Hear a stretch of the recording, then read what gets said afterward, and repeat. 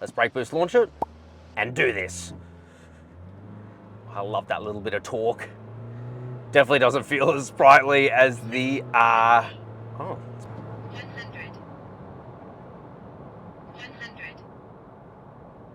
That has got to be, that has got to be one of the worst times we've gotten. Hey guys, check this out. Today we are reviewing the Ford Ranger Wildtrak X. I know we've been doing a lot of Ranger videos, but they keep adding new additions into the lineup, and this one is, it's got a lot of changes. You see, it sits halfway between the Wildtrak and the Ranger Raptor. You see, it's supposed to have the work truck capabilities of the Wildtrak with its leaf spring suspension, whilst also having the off-road modifications that should make it a legend like the Ranger Raptor. And when I mean it sits smack bang in between the two, I mean it. It's about 10 grand more than an equivalent Wildtrak and about 10 grand less than the Ranger Raptor. And I will admit, while this thing comes with a lot of really cool upgrades, it's got some things that make me kind of scratch my head. And of course, in today's review, we're going to talk about all of that with the Wildtrak X. So we're going to go for an exterior tour of the Wildtrak X, see all of the mechanical changes, move on to the interior and see some of the software changes and also just how different it is to the Wildtrak. Then we're going to drive this thing on the road, see if those mechanical changes impact the way it drives. We're going to launch it, test just how quick it is from 0 to 100, because as far as Rangers goes, this thing has a very bespoke drivetrain setup. And then I'm going to end on my final thoughts. Should you buy this over a Wildtrak, or should you just step up and go all the way to Raptor? Okay, so let's talk about exterior looks for the Wildtrak X, because a lot of changes have actually been made. Even though it might not look it, once I tell you about them, you'll notice them. So first of all, you do get the same headlights here with the C-clamp design. These come as standard with matrix LEDs, which is something you have to option on a Wildtrak. So what's new? Well, first of all, you get an off-road grille, whatever that really means. Here you have extra lights. These are called auxiliary lights. They come on with your high beams, although as far as I can tell, it's purely aesthetic. It doesn't really change anything. Maybe I'm wrong. Didn't make the road much brighter. Wildtrak badging there as well in black. You've also got the Ford logo in black. Down the bottom is a revised bumper and a steel bash plate to protect the underside of this car.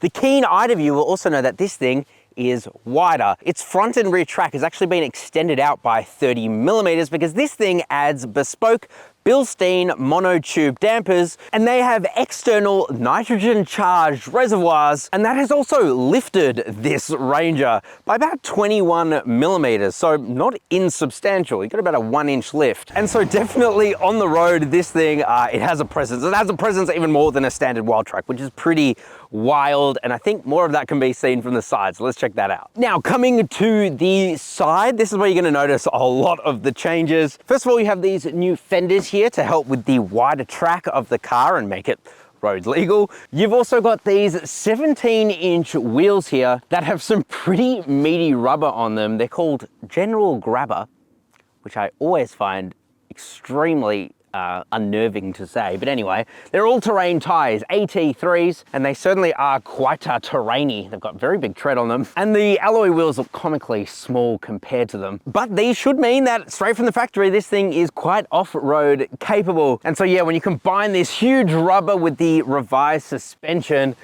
that should mean that we get better ride quality, and we'll see that when we take this thing for a drive. Now, you're gonna notice it says BiTurbo. So one of the major changes for this is it's the first Ranger to come with the 2-liter 4-cylinder BiTurbo diesel that also comes with the permanent 4-wheel drive system. In other Rangers, that has been reserved exclusively for the part-time 4-wheel drive. So that means you can drive this thing on sealed roads in 4-wheel drive, and it will automatically distribute power to the front wheels when it detects slip. But that isn't where it ends, because this is the first Euro 6 compliant engine, which also means that it comes with AdBlue and slightly decreases power. But again, we will come back to that when we drive this thing. It's pretty interesting. But you do have some functional aero there too, in case you were wondering. You have a 360 camera. As you'll see, this thing is so tech-laden. Wildtrak X badging there. You've also got Real metal side steps, finally, on a Ranger. Took their time. Keyless entry and go, of course. You've got some tinted privacy glass there too. And like I said, this thing does have leaf spring suspension, which is what most typical work utes will have because it means you can put more weight on the back. In fact, Ford say that this is optimized for payload, but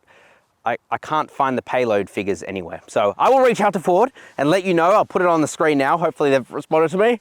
And that's how much this thing has payload. Wow, amazing. Or it's gonna be, oh, and I'm gonna record 2 reactions now. Wow, amazing. Oh, that's less than I expected. I don't know why you guys watch me. Also, check this out. You have the side step. I love that. And very similar to the Ranger Platinum that we recently reviewed on the channel. And after this, you should definitely watch that because that's the luxury Ranger. This thing has Ford's new patented flexible rack system. No, this isn't just a spoiler. This is actually pretty cool. I'll put a little time lapse up now. But essentially what it enables you to do is to load longer items like a surfboard or a kayak or whatever the hell you healthy people do, or a ladder if you're a tradie. And you can tie it down very easily because it's got an integrated horizontal racking system. It's also really smart in ways like it's got wind deflector built in, which is fantastic. I tested that out, drove this thing, let's just say above highway speeds, and there was no wind noise from it. So unreal. And yeah, you get a cool little spoiler. I love that.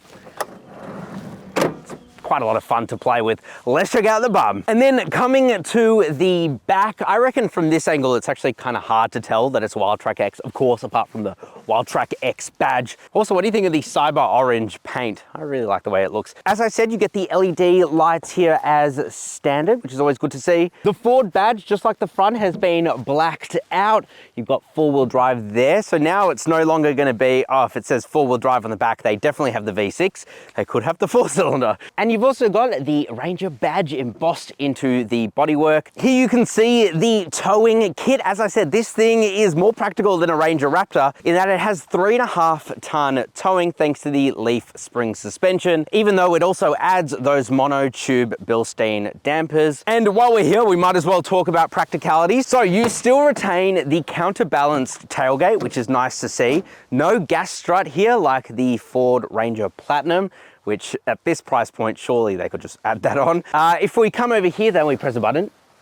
Oh, then our tonneau cover retracts. I love these because it means you can lock up the back of your ute, although it does eat into a bit of the space towards the back. You've also got a 12-volt socket there. You've also got the movable tie-down hooks. And as I will demonstrate with my plump body in the back, this thing still has class-leading specifications. And so as a work ute, it is very good at that task, even with that roll-top tonneau. Another thing I want to ask you guys though, and you can let me know in the comment section, is do you reckon that people are going to use this, you know, Monday to Friday as a work ute and then weekends as a off-road warrior? Or is it more of a lifestyle ute with that capability? I'm curious what you guys have to think. Let's check out the interior. Alrighty, now coming into the interior of the Wildtrak X, what is different?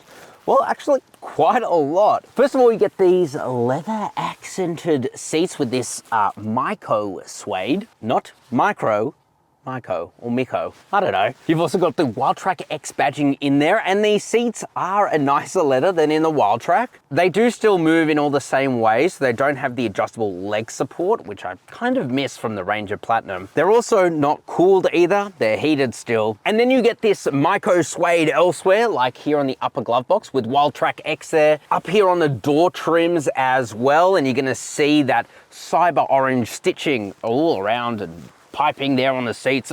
There's a lot going on. So that's aesthetics, but there are some actual fundamental 4-wheel drive changes with this as well. So we have our 4-wheel drive controller here where you can set it to 4A or 4 high or 4 low, because yes, of course it has a low range transfer case. You've also got your mode selector here, which is pretty good.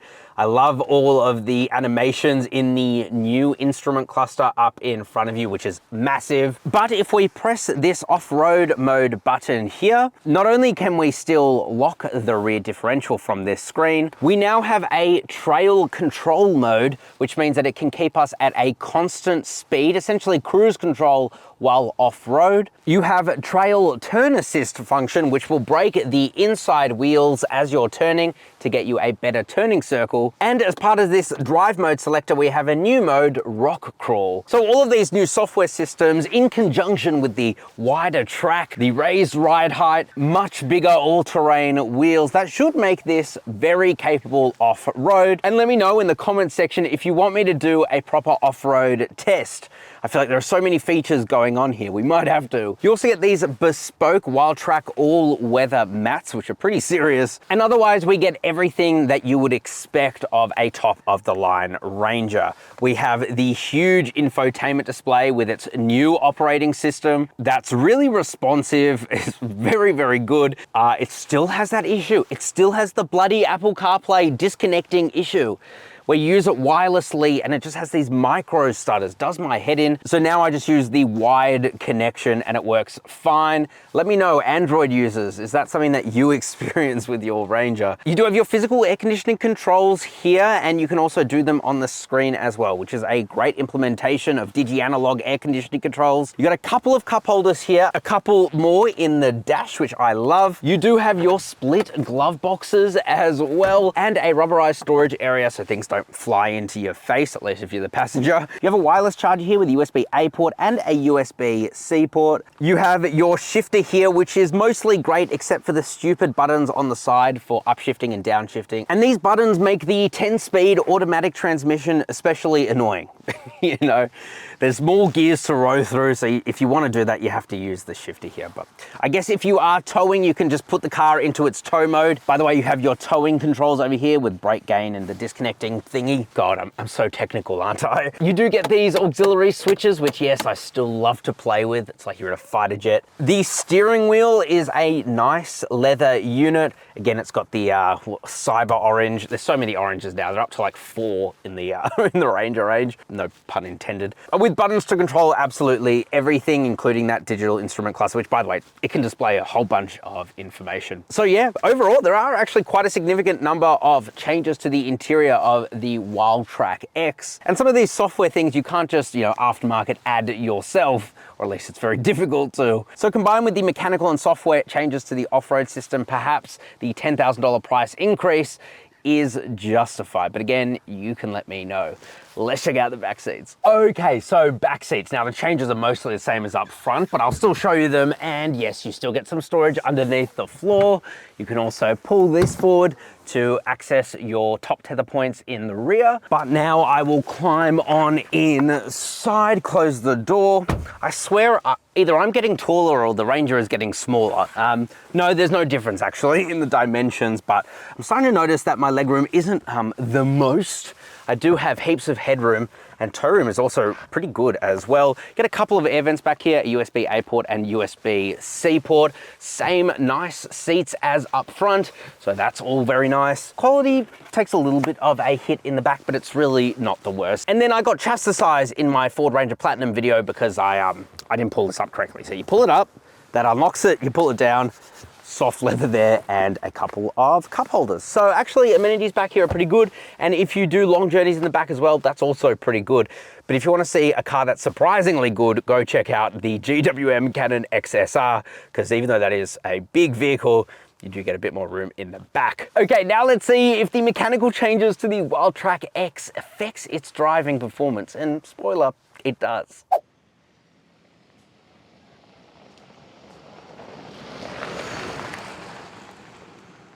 Okay, so driving the Ford Ranger Wildtrak X. And I'll tell you what's pretty wild. It's all the changes that this thing has. And boy, does it change the way that this thing drives. Some really good, some I'm questioning a little bit. So first of all, let's put the car into its permanent four-wheel drive state. That's right, because now we have a 4-cylinder BiTurbo, but with the permanent four-wheel drive system here in the Ranger at least. That's been available in the Everest, but not the Ranger. You can only get that permanent four-wheel drive with the V6. And I don't know if you can hear it, but as we're going down this gravel road, I'm hearing a bunch of little stones hit those metal side steps. It's actually kind of cool. Oh, Heard that one. And of course, before we get into its stats, let's give this thing some sauce. So put on our indicator like a good little boy. Go forward a little bit. Oh, there's a car coming. God damn it. Okay, we're safe, boys, here. Let's go. Giving it some sauce.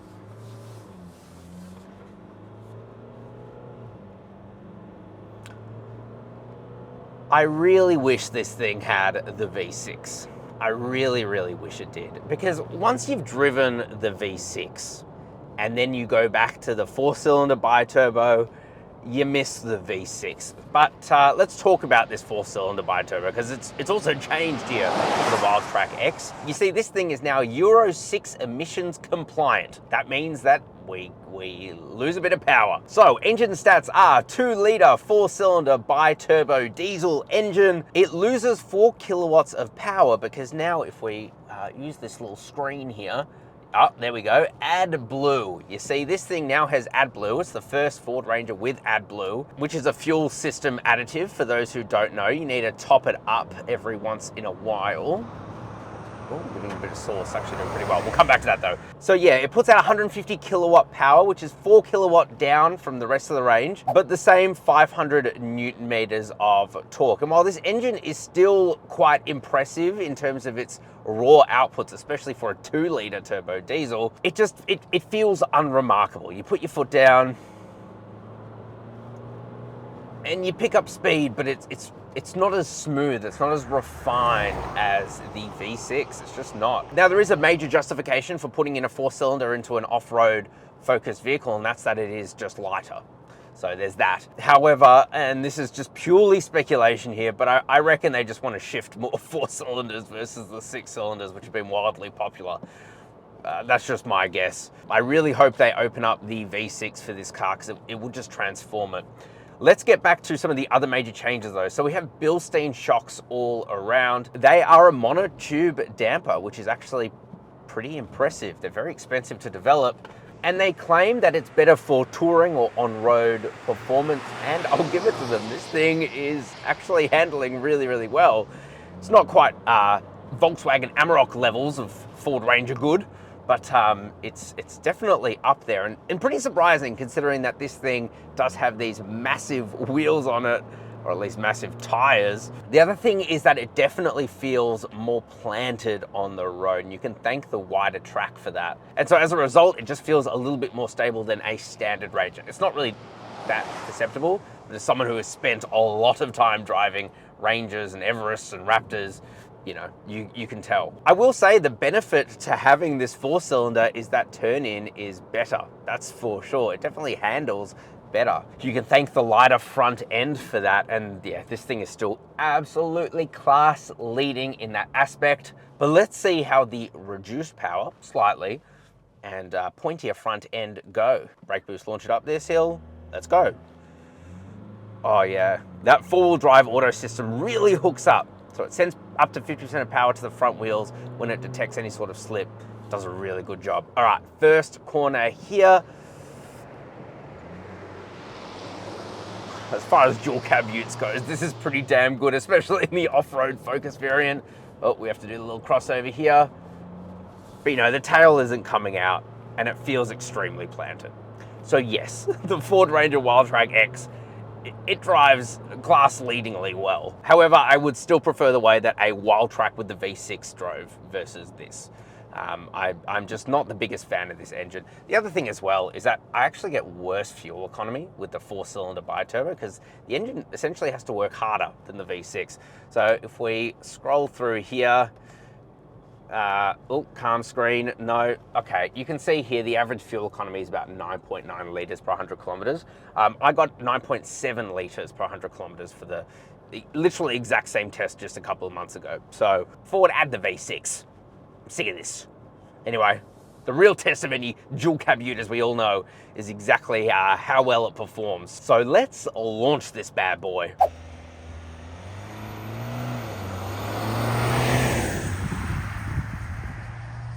All right, mummies and daddies, it's time to launch the BiTurbo. This will be interesting because of the 4-wheel drive system that it actually adds. So we've got it in its 4-wheel drive auto. Let's brake boost launch it and do this. I love that little bit of torque. Definitely doesn't feel as sprightly as the, oh, haven't used drag in a while, it's making some weird noise. Doesn't feel as sprightly as the V6 at all. 100. That has got to be, that has got to be one of the worst times we've gotten. So what we can take away from that is, I'm guessing due to the extra weight, due to the giant wheel rubber size, that takes a massive impact into its outright acceleration performance. And before you all at me being like, it doesn't matter who's launching their ute. It's not about that. It's about overtaking at highway speeds. You put your foot down, 10-speed auto, does its thing, but it does take a while. 100. Okay, let's get into our final thoughts. Okay, so final thoughts on the new Ford Ranger Wildtrak X. Should you buy one of these over a Ford Ranger Wildtrak for about 10 grand less, or should you go straight for the Ford Ranger Raptor? Well, honestly, for most people, I think that you should go for the Ford Wildtrak and get that 3-litre V6. I just think it's a much better pairing with the Ranger. However, if you want the absolute best off-road performance that the Ranger has to offer while still being practical like a Ranger, unlike the Raptor with its decreased payload ability and also its decreased towing capacity, then absolutely the Wildtrak X is certainly worth a look. But as of filming this review, this thing's next biggest competition, the Toyota Hilux GR Sport, isn't out yet, but we are about to drive that. So make sure you subscribe down below. You don't want to miss that one. And also there are some much cheaper options. For example, like the GWM Canon XSR, which we also recently reviewed. I still think that this is going to be a bit of a niche choosing in the Ranger range, but for what it's meant for, it does the job pretty well, even though it's quite expensive.